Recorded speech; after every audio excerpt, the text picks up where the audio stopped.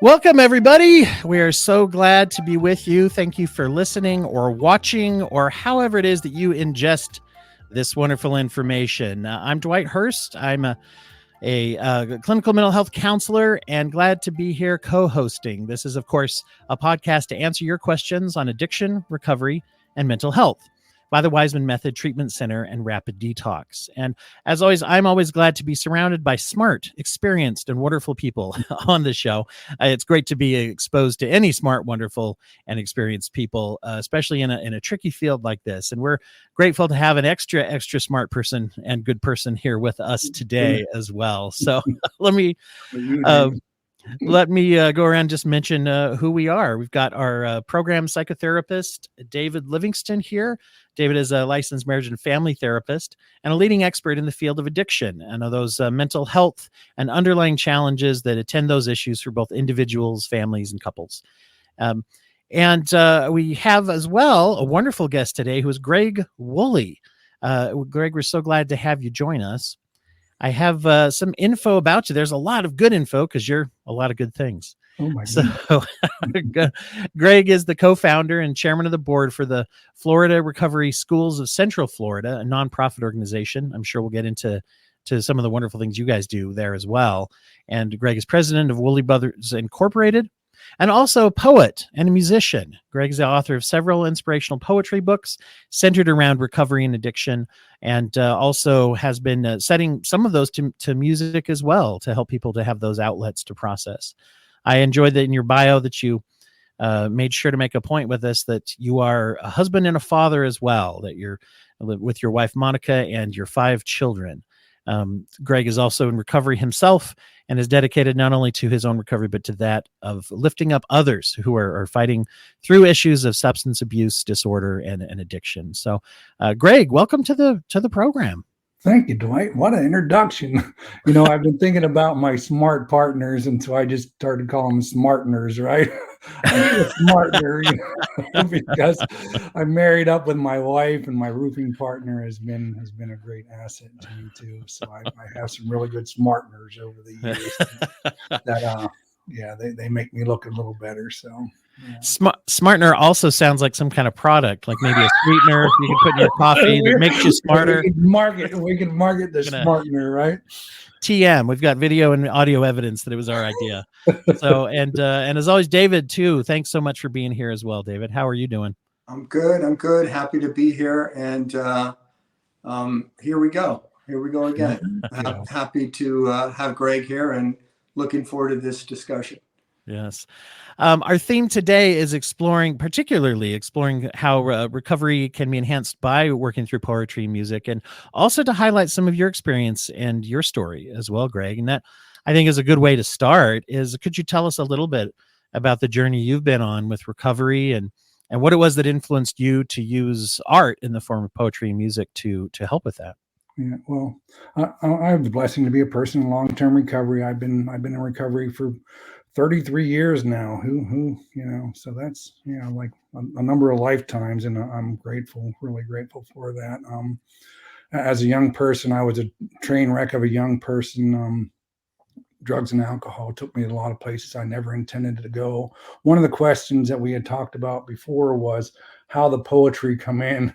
And I had like a full-blown psychosis about the middle of my senior year. And I don't know if you ever heard of clanging before. It's a rhyming talk. And I don't even know how I ended up there. And, there are a lot of things that I remember from that psychosis that you wouldn't want to remember, but that was one of them. When I started talking in this rhyming talk that I didn't know where it come from. And, whether there are some schools of thought that say that, sometimes a psychosis is a spiritual emergency. And but anyhow, I was diagnosed with a bunch of different diagnoses at that time. I had a lot of child abuse in my history. Ended up institutionalized with a diagnosis of bipolar and schizophrenia, and they Thorazined me up for 3 months at one place, and then sent me off to another place and took me off all the medication. And by this time, I'm just wanting to go home, because they said I could be there for a long time. And at 17 years old, looking out the windows of a state institution, thinking that might be your future. At that time, it was a really, really big state institution. It was really, really scary. And I became like the model patient. And they said, oops, you were misdiagnosed. You had a drug-induced psychosis. Don't never drink again. Don't never drug again. And that wasn't even in my realms of not happening, because all I wanted to do at that time was get back with my friends and find some sort of normalcy again. But after you have a full-blown public psychosis, where is normalcy even at? And then thinking that you might be schizophrenic or whatever all the diagnoses were. And plus, they didn't really introduce me to recovery at that time, which seems strange to me now looking back. They didn't give me any answer. They said, don't drink, don't drug again, or you're going to end up right back here. And then sent me on my merry way. And I was already using on the weekend passes before I got all the way out. And started my series of geographical cures. And that's how I ended up moving from Pennsylvania to Florida. And a couple more DUIs, suicide attempts, all the ugly stuff that goes along with full-blown addiction. And I ended up court-ordered Alcoholics Anonymous, and I hated those beginning years too. But the thing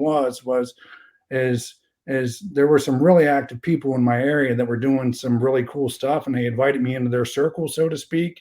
And I got to see because I would always say, I'm going to do this, I'm going to do that. And then you would introduce drugs or alcohol, and all bets would be off, because I would never end up pulling off what I intended to do. And I got to go deep sea fishing and do some other stuff that I had never done before. And I ended up with some really bad incidents after that, where I attempted suicide one more time.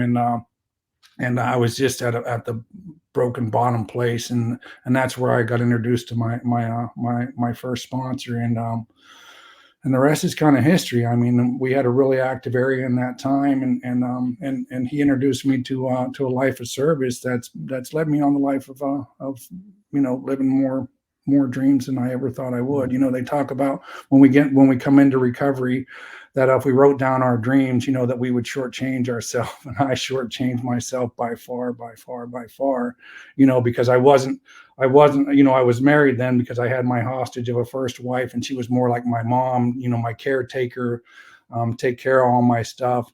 And then as I started to grow in recovery, we didn't adjust well. We ended up having two children, and I ended up getting divorced when my daughters were 1 and 3.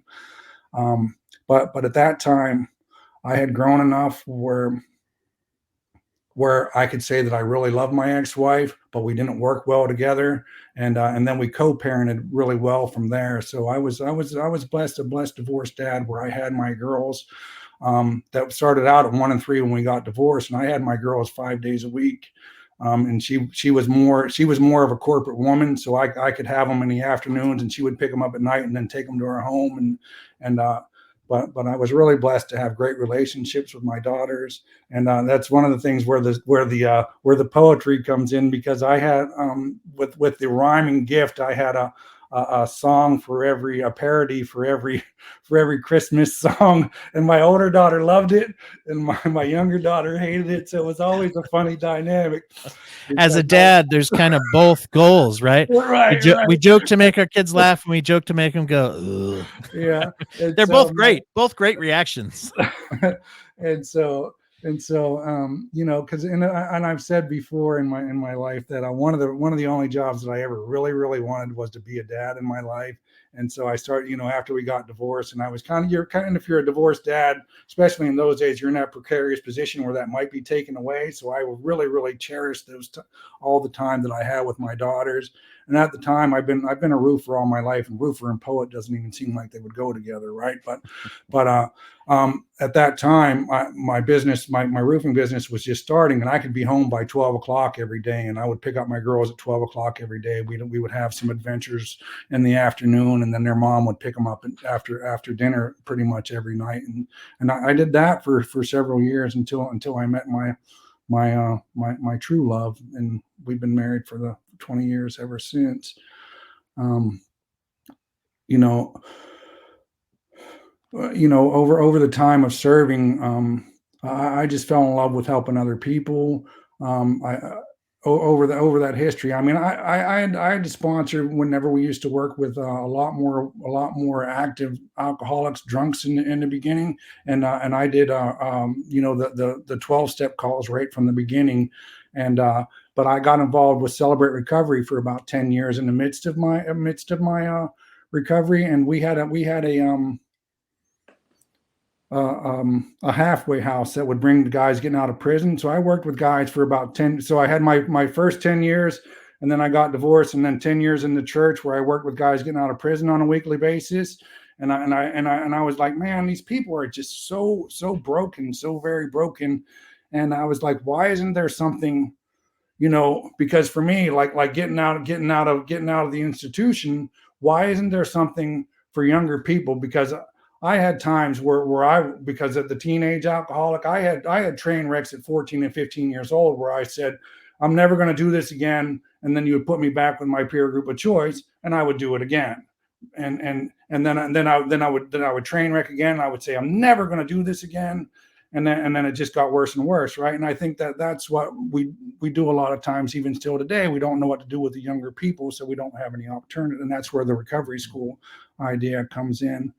But that's something I've noticed as I've worked with young people, and you look in the area and say, if you're lucky, do you have a youth 12-step community, or do you have a youth? Nothing. But as far as programs go, it's very limited a lot of times, especially proactive education. We might say, don't do it. Right. Just don't do it. Yeah. And that worked really well for you when they just told you stop it, and right. No other support. Right. Yeah. Just, here you right. go. Yeah. The recovery schools are for kids, or what are they exactly? So yeah, like that, just like that, David. I was sober. I was sober 29 years, and I've served in all kinds of capacity. I've served in the world service structure of the recovery programs, and then in Celebrate Recovery, and been to all and I had never heard of one either. There's 50 recovery high schools in the United States, and they started out in Minnesota in the 80s. And what recovery schools are designed to do, they could be either private or public or charter. They could be any of the school models, but with recovery components built into every day. So with ours is a private school, and we don't charge. We're still figuring out how to be more sustainable than we are, but we have and we're virtual. We're like one of the only virtual ones in the country, but we have where our students get in contact with us. We bring them in. Then on a daily basis, we have check-ins every day. We have different components built into the day, and then we have some sort of recovery aspect built into every week to try to introduce them to recovery. And then if you go further, the ones in Texas have an alternate peer group that would be your like evening program where they can come back and they can have peer support in the evening as well with them too. And we don't have that built yet. That's really where I would like to be one day, to have more peer support and more like AANA supports built into the day for younger people. Oh, that sounds fantastic. Sounds like I'm not even aware of this before. I said, I had never heard of it before either. And it's funny because I had just come out, I just got into squabble with the church that I was serving in, and I decided to step down from Celebrate Recovery and what I was doing with the guys getting out of prison. And I was looking for something else. And I'm at a Chamber of Commerce meeting in Lake Nona, which is an up and coming community here. And there's a lady there who says, I'm here to promote my husband's scuba diving business, but I really have a passion for young people who are struggling with addiction issues, and I want to bring a recovery high school into the area. And I started contacting her to see what that was all about, and shortly thereafter, and that was before pre-COVID, right? And then there was some, and I don't know if you're in your areas, if you had like the movements with the RCOs, Recovery Community Organization. About 4 or 5 years, there's a real movement here in Florida, and it was promoted by or funded by Blue Cross, some sort of grant process.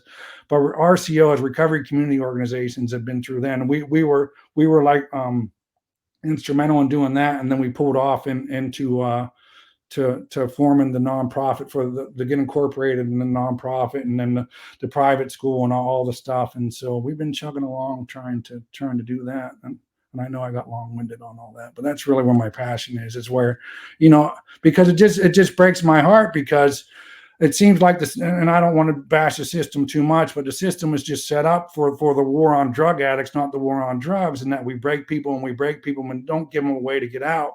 Where the first time that you start showing signs of being broken from and turning to drugs and alcohol, that we should have an alternative method to heal you, then not to punish you and break you more, because I don't think that we're ever punished the problem away.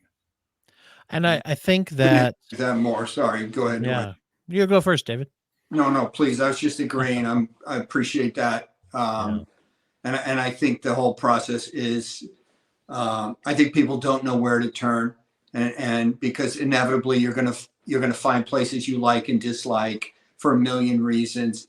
But if you can get connected and feel connected somewhere, the whole path of recovery, from my perspective, is the quality of the connection.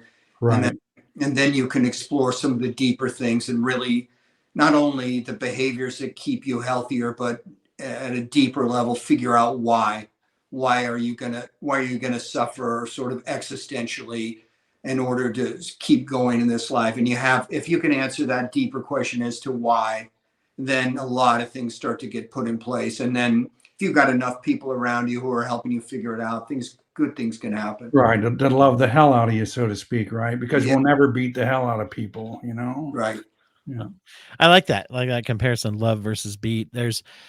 We also get very mixed messages, where lots of sometimes draconian and sometimes preventative, whatever they are, consequences for being caught abusing substances or drinking underage or things with young people. At the same time, there's still a mythology and a fascination with whether it's coolness. That's always been a factor, but media will show substance abuse as something that is ranging from no big deal to admirable and cool, all the way to, I think, the most destructive, which is it's funny when you watch and I don't know, know, where you guys sit with it, but I don't think that, our society in general doesn't have a transitioning point where young people go from being young people to being adults. So there's no tradition from boyhood to manhood. And a lot of that, I mean, in my eyes, it was drinking and smoking, and now I'm a man, I'm cool enough, tough enough to handle it.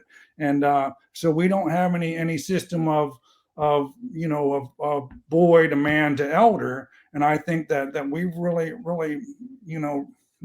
I just think that there's a lot of places of growth in our society, or return to in our society.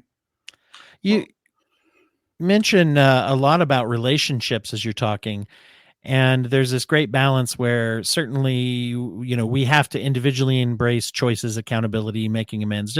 That's very important. And I think sometimes, though, we don't talk enough about the importance of collaboration.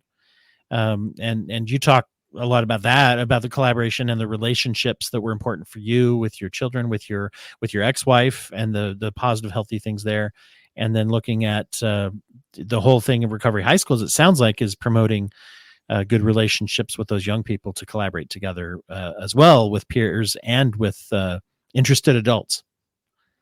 Well, I think that whenever you were talking collaboration, I think that if you put people in young recovery, then your ego is still so involved, right? And so then we make it it's about me.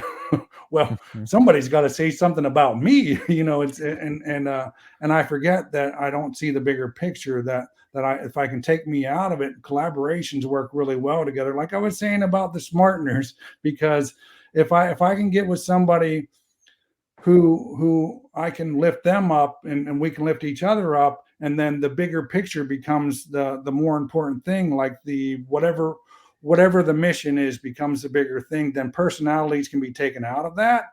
And I think that if you're not able to do that, then a lot of times that's where the ego gets in the way, and we're not able to have a collaboration, because I just want it to be about me, or you want it to be about you, and then personality gets in the way too much of collaborations a lot of times.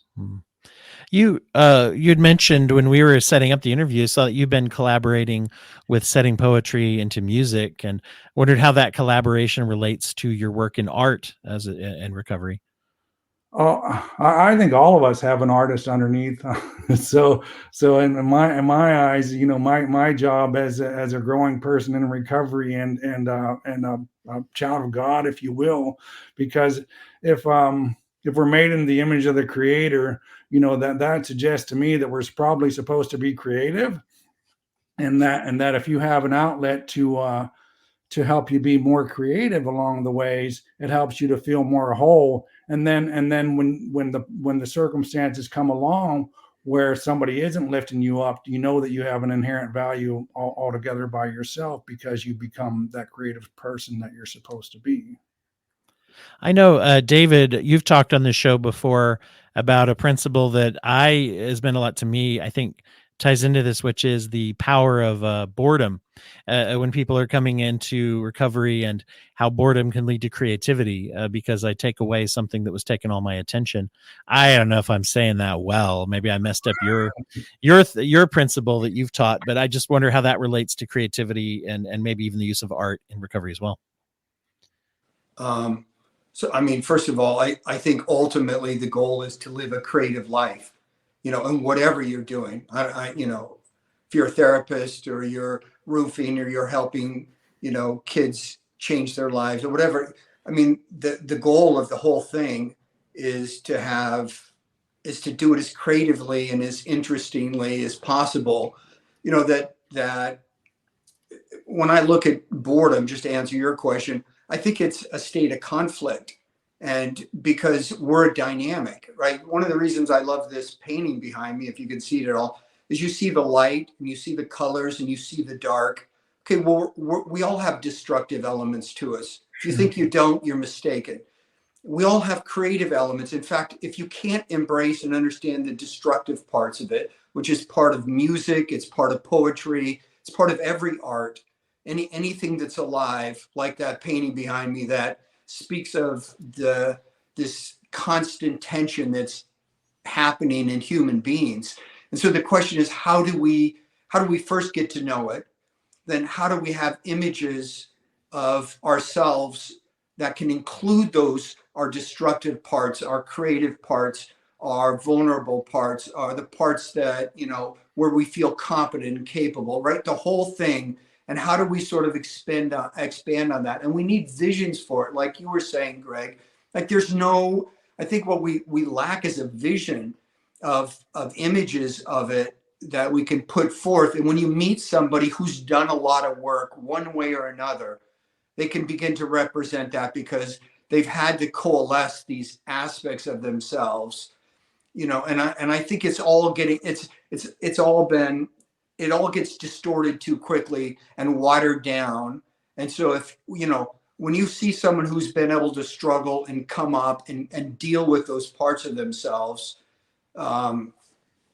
there's a depth to that. And usually there's a feeling that you can actually get something from this person. And I think that's what you're talking about. When I hear your story, Greg, I can see that you've been through all these things and you found meaning, you found love, you've been in the darkness. So, good for you, and like you're saying, we shouldn't punish anybody for it. It's in all of us.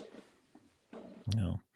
I know that there does become a mythology sometimes around creativity and art as related to drug and alcohol use, right? That many people feel like that's part of it. It's an edgy, cool part of being creative, or that it even opens up creative aspects. And everyone that I've worked with who is a creator of any kind of art said when they've gotten into a real sober mindset and a healthy mindset has said that when they're living in a healthy way, they produce much better and more art than when they were not as healthy. But people have that obstacle sometimes of thinking that this is a thing that's part of this for me, right? Outside the box thinking and being a rebel. Right. I mean, I think a lot of drugs are taken because people are too self-conscious, and self-consciousness is a form of. I mean, the Greeks had a word for it called agon, which means to be in the arena, which means that it's a type of self-consciousness, and it can come from physical pain, it can come from loneliness, it can come from, all kinds of mechanisms, and not having a vision of what it is to move forward. And, and anytime people are stuck, I think there's an elevated type of self-consciousness. So people take drugs very often to change their consciousness, because they want to feel like something's moving again, right? So that health is a constant state, in creativity and it's a state of things moving.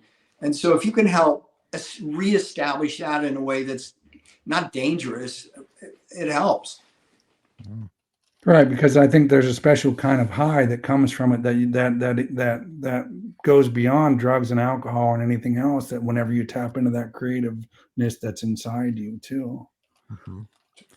What kind of advice would you give to someone who is entering recovery, who may already be and consider themselves and know their own artistic or creative tendencies, or perhaps is trying to bring those out to help with their own recovery?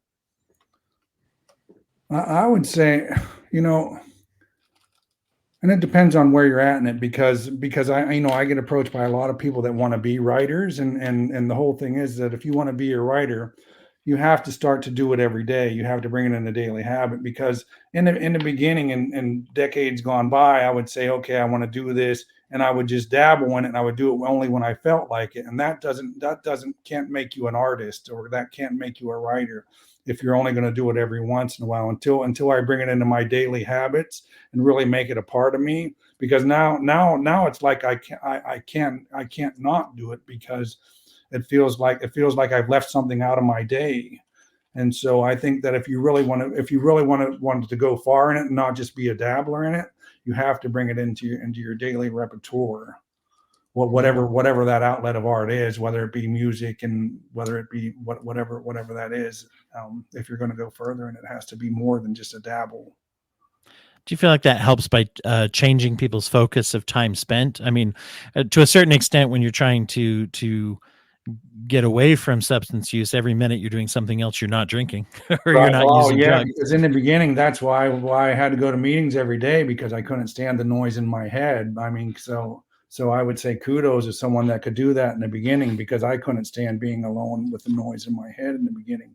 I didn't really want to talk around anybody. I mean, me communicating the way that I do now is a far stretch from when I got sober, because I didn't talk, because without drugs or alcohol, I didn't have communication skills, but I had a world of noise in my head that needed to be quiet. So, mm-hmm. And what is the role that poetry and music plays in processing other contributing factors to addiction? Let's take trauma, for example. You'd mentioned going through some of those traumatic experiences. Well, I mean, for me, because if you read much of my writing, you'll see that usually I try to go to the dark side and then end in the light side, and so I'll touch or reveal some of my pain, and then go through the process and try to bring it out the other side a lot of times. So I think that for me, it's been, because whenever I come into recovery, I was just angry. I didn't have any other emotion. I had no emotional arena. I had no realm of emotions. I was just angry and didn't know why, so to speak. And in order to be able to, for me to be able to explore and have a full realm of emotions, a full life of emotions, I've been able to write about it and process it, and it's been a long haul for me, even to be able to talk about it, because in the beginning it was way out of my comfort zone and way out of my space, because I was a roofer and I was a man, and I didn't know how to deal with I'm a hurt child inside that just needs to cry sometimes, Yeah, so it was a long stretch for me to be able to get comfortable doing that. Like, even when I first started writing poetry, what is it, a manly even art? And it's funny, because I have a past sponsor now, where the only two people I'd really share them with was him and my wife. My wife has always been my biggest encourager, and then Ron started sharing them with everybody. He was my editor in chief, and then he started sharing them with my circle, and people wouldn't even know that it was me that wrote it. Hey, did you see this? Where did this come from? And I'm like, I wrote that this morning. There's a real relationship then between as you've talked about giving back, and that's one of the reasons you work with the nonprofits. But something like art that has, as poetry was a coping mechanism and a processing tool for you, it sounds like it eventually then became a way of also giving back. Oh, absolutely. Because I mean, I would hope that it would invite you to look at those hurt feelings, those hurt spots in you, and then be able to find a way through the darkness and see the light on the other side. Would always be my hope, you know. Mm-hmm. Yeah, that must have been something to cross. Then not only are your poems then being shared eventually, and certainly now with books of poetry out, they're shared with whoever's going to read those. Right. So, Yeah. were there obstacles to overcome there, and that feeling? Oh, of there putting was it a out lot. there? I mean, I had this cover made up like 2 years before it ever became a book, and it was like a strange season, you know, because I wanted to do it so bad and then couldn't seem to do it, and every time I would come up, it would be too hard. And then you had this guy that you know, it's just, yeah, whenever you get into the editors and the editing and the book process, it's harder than, just like with a nonprofit. You know, a lot of stuff just always seems harder than it has to be. Now it's not that hard, but it was really, really hard for me in the beginning. You know. Mm-hmm. That's incredible that you got all that accomplished. That's a lot to say.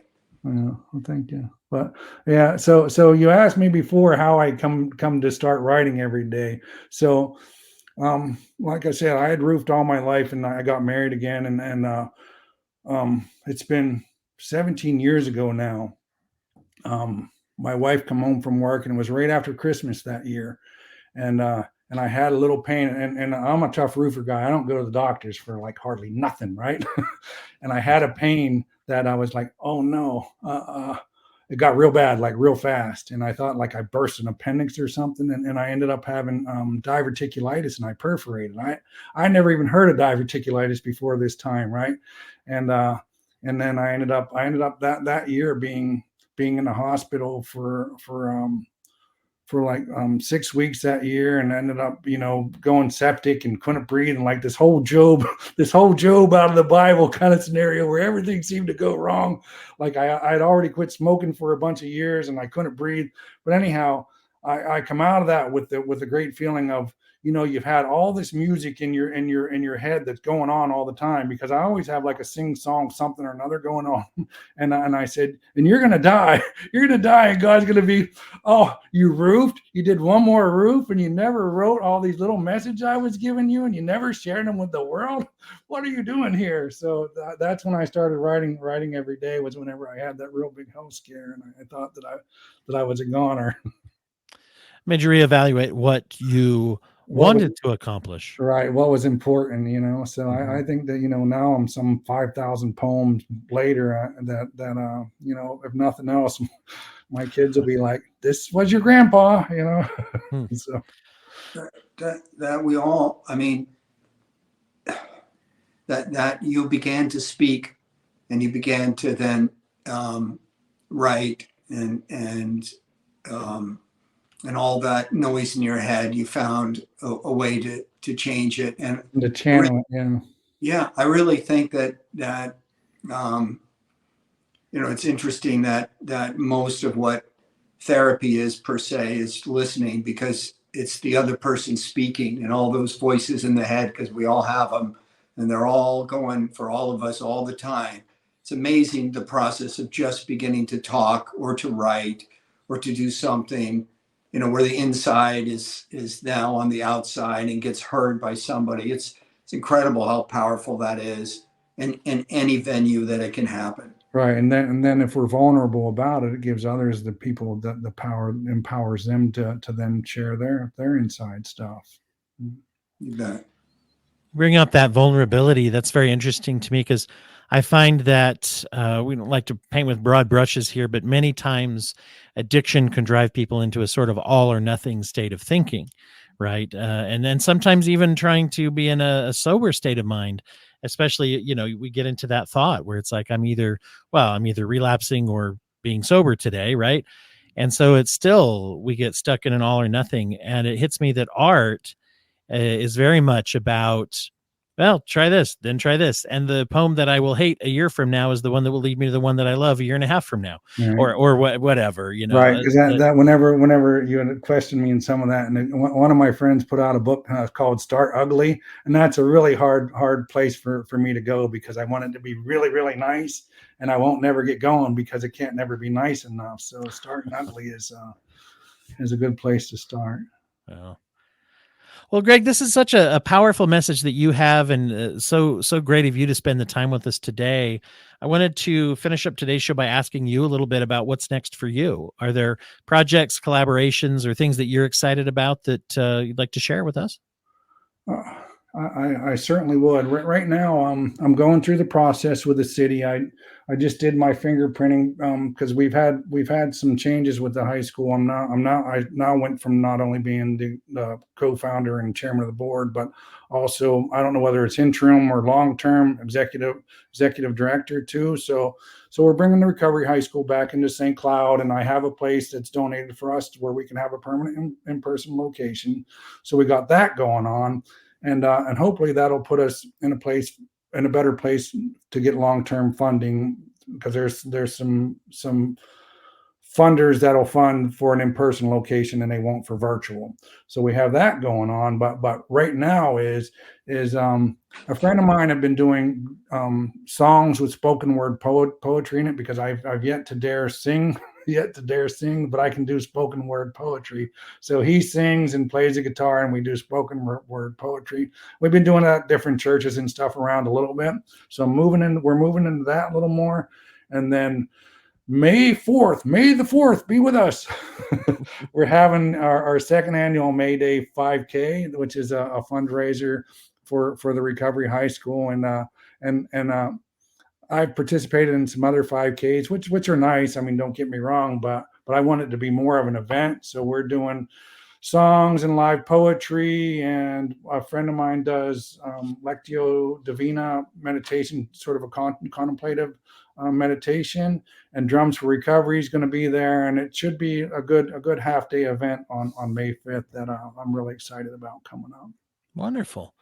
Very exciting. Is there a place online where people can go to kind of follow these things, or to keep up to date on, learn more about the Florida Recovery Schools? Yeah, Florida Recovery Schools of Central Florida on Facebook, or Florida Recovery Schools of centralflorida.org is our website too. So, or friend me, Greg Wooley, on Facebook. I post a poem most every day. Right. Well, good resources. And I will say one thing to add on the end that I noticed, if it wasn't real obvious from reading your bio, you still are working in the roofing industry and things like that. So I think people should understand that all these things you're doing are things you are adding to your probably already full life, right? As far as it goes. Right. And trying to move into too, is my sure. Because my older years are coming, and I just want to be of more service as well, and it really deepens the amount of a gift that you're giving to people as well. So I just wanted to highlight that very much. So, well, for everyone out there, you make sure that you're going to that floridarecoveryschools.com, that you're following this and learning this. I'm sure there's ways you can get involved, just like there are with any nonprofit. And if you are searching for a way to reach out, as we like to say on this program, if you wonder if addiction and mental health issues are touching your life, they are. There's no, that is the answer. They either people that you know directly, yourself, or those in your community, and it affects everything around us. So we also want to hear from you. If you come to our website, opiates.com, you can learn more about what we do in the Waismann Method, but you can also send us your questions that you'd like us to talk about here on the show, with questions, topics, guest recommendations, or any kind of questions or requests or anything you have for us. You can email us at info@opiates.com, or reach out at Opiates on our social media platforms as well.